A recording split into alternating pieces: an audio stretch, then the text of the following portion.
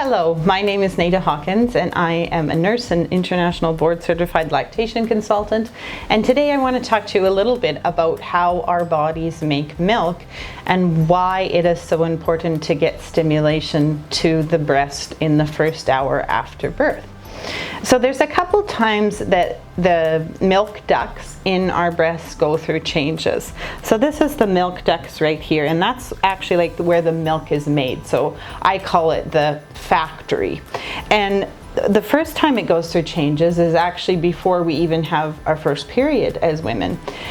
And breast tissue develops even before the period starts. The body is already preparing for the fact that it could nourish a baby.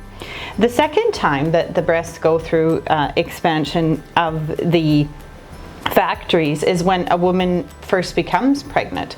It's very interesting that one of the first signs that often women have of being pregnant is tender breasts, and that's because the body is already preparing to feed this life. And so as we go through pregnancy, we can have little or a lot changes in our breasts, but there is always going to be, on the deeper level, these factories getting bigger and ready for milk production. So once you deliver, the factories need to have factory workers put in them. So those are the milk making cells within the factory called alveoli. We basically have a blank slate and we can put many factory workers in as we want. But the interesting thing is that the sooner you have really good breast stimulation after the delivery of the placenta, the more factory workers you get for the bang for your buck. So I'm going to explain two scenarios that would be more common than we have possibly seen before we knew about hand expression, and now since we've known more about hand expression. And so we all know now that hand expression in the first hour after the delivery of the placenta is extremely important. And if a mom is able to make sure that her baby is nursing well, or if she's using her hands to move the milk, it is going to put, every time she does it, many factory workers in every time.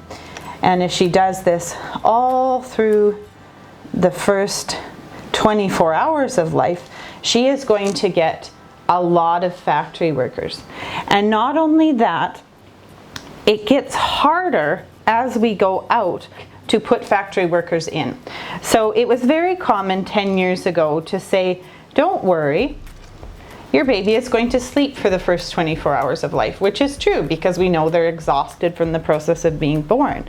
But when a mom starts to only stimulate her breasts at 24 hours after, she, in the first session, might only put one factory worker in the factory.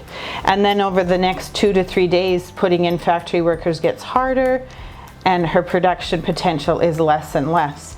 And so everybody wants to feed with the most factory workers possible, because that is the key to making lots of milk and having an easier time with latching, weight gain, all of those things that we want for parents to have an easier time with. So when you're thinking about what do I need to know for when I deliver my baby, think of the factory tour and think of that we want to put as many factory workers in the factory at the appropriate time, because time matters.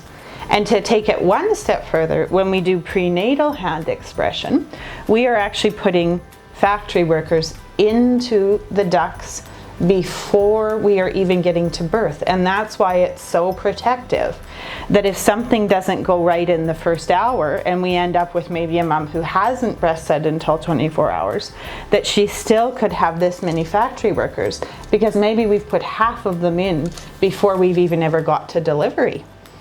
So this is a really kind of interesting concept, and I hope that you've enjoyed learning a little bit more about where milk is made in your breast.